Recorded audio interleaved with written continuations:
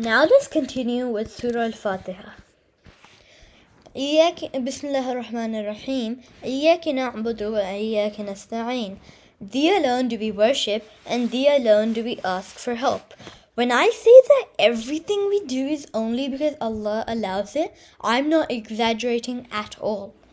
But even after all that, all He asks us is to do what He says, which isn't much. He asks us to pray like 5 times a day.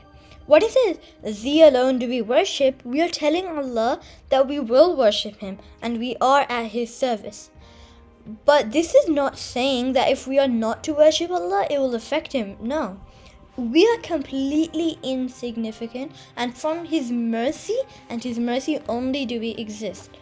All the imams and big scholars would tremble in their prayer. They know how insignificant they are. Allah has angels literally in sujood or ruku since the time itself. But even then, He is the one who created those angels. Allah is the most independent because He is God and He created everything. He sent down the Holy Quran and the Prophet from whom we can catch a glimpse of His certainly incomprehensible magnificence. He is the creator of all, the creator of everything, whether the creation chooses to accept this fact or not. Indeed, He is the only person able to truly help us. We shall go through suffering. It is a test, a trial. Imam Ali alayhi salam said, Allah takes everything away from a person just so that they may be able to reach their Lord. When we are suffering, He will be the one to aid us and allow us to go through it. اهدنا الصراط المستقيم. Guide us to the straight path. When we are seeking Allah to guide us, to show us light from dark, this path is vital to a man's success in the hereafter. It is a path so great, it is able to solve all problems, so perfect, so flawless, so foolproof. When the prophets came down to us, they showed us different paths to that one path. There is only one path to Allah. You can take different ways to get to the path. Some people can get to the path through suffering. Others can do it in other ways. For example, doing a lot of prayer and reading Quran. But there's only one path.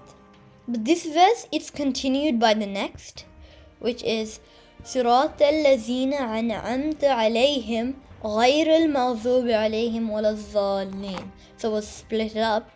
The path of those Thou hast favored, not those who have received Your wrath, nor those who have gone astray.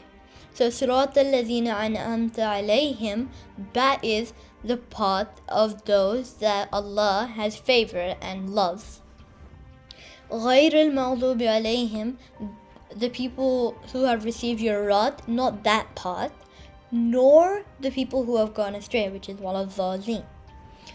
The people that Allah has favored are those that have taken the right path and have earned their status.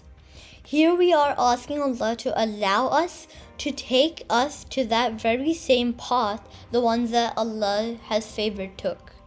So because it's not us, like we can't do anything. By Allah's will, we can go to that path. But who are those people that Allah has blessed with special favors? It cannot be a material blessing because the enemies of God also have that. It is something far deeper. It's being a saint or being a martyr, being the righteous people. That is truly a true blessing. All faithful mu'min wish to acquire this lofty status. If those are the people Allah has favored, then who are the people that have received the wrath?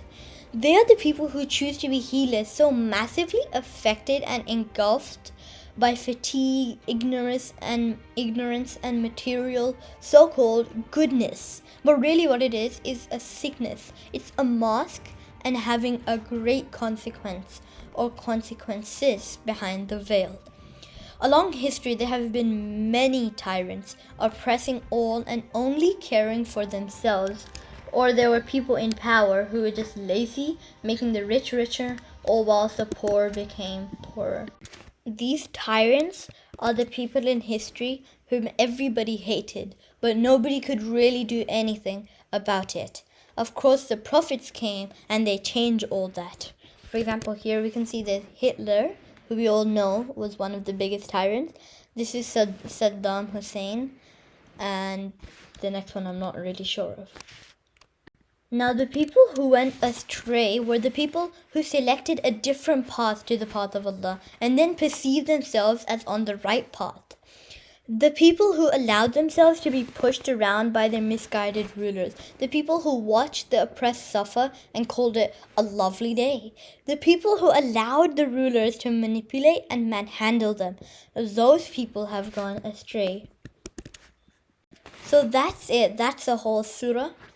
So now we can tell that when you think about this surah and contemplate over it, tadabbur and tafakkur, something more than just the external meaning will come out.